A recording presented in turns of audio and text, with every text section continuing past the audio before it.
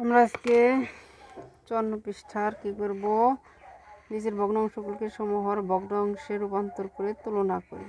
এটা আমাদের সমহর ভগ্নাংশ। প্রথমে আমরা কত দিয়ে গুণ করব? 2 দিয়ে গুণ করব। তাহলে আমাদের 2 হক্কে 2, 3 দ্বিগুণে 6, 3 দিয়ে গুণ করলে 3 হক্কে 3, 3 তিরিক্ষা 9, 4 দিয়ে গুণ করলে 4 হক্কে 4, 3 4 12, 5 দিয়ে গুণ করলে 5 হক্কে 5, 3 5 15। তারপর আছে কি 6 দিয়ে গুণ করলে 6 6 3 6 18। তারপরে কি আছে 7 দিয়ে গুণ করলে 3 7 21, 8 দিয়ে গুণ করলে 3 8 24, 9 দিয়ে গুণ করলে কি 3 9 27, 10 দিয়ে গুণ করলে 4 10 40। আর 5 আবার 1 দিয়ে গুণ করি, 5 হক্কে 5,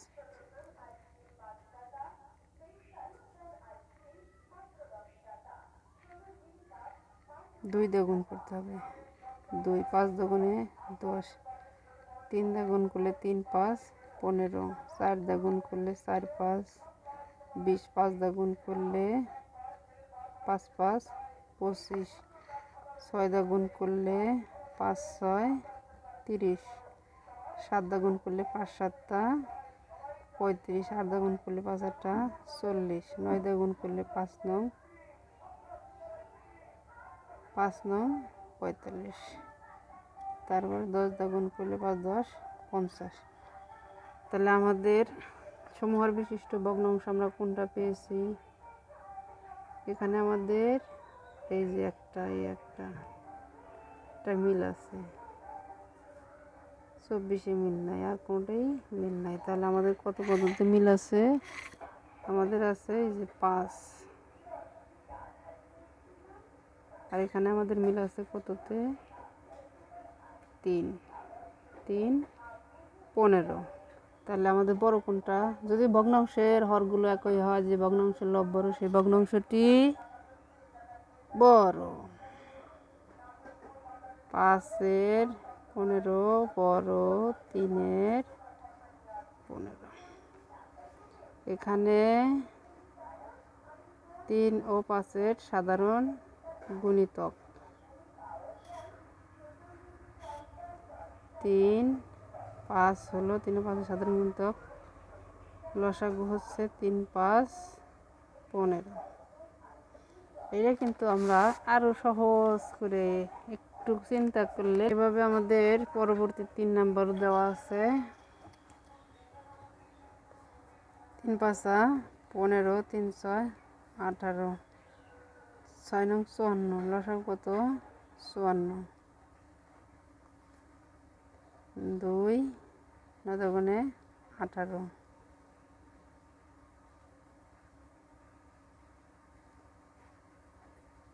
সমহর বিশিষ্ট ভগ্নাংশ এই যে 15 18, 2 18।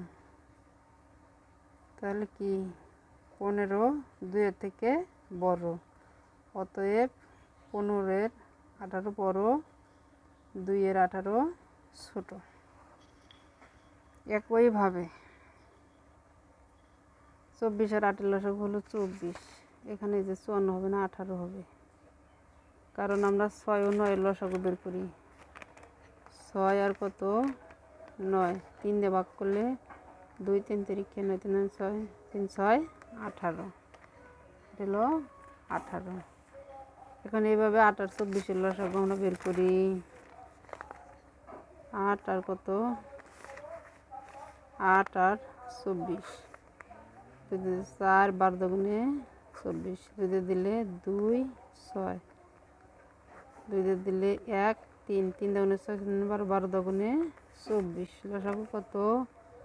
8 ও 24-এর লসাগু হলো 24। তাহলে আমরা এই লসাগুরে 8 দিয়ে ভাগ করব।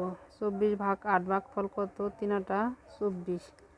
তাহলে হর দিয়ে ভাগ ভাগফলকে লব দিয়ে গুণ, 3 গুণ 3। তার নিচে মোট ভাগফল কত? এই যে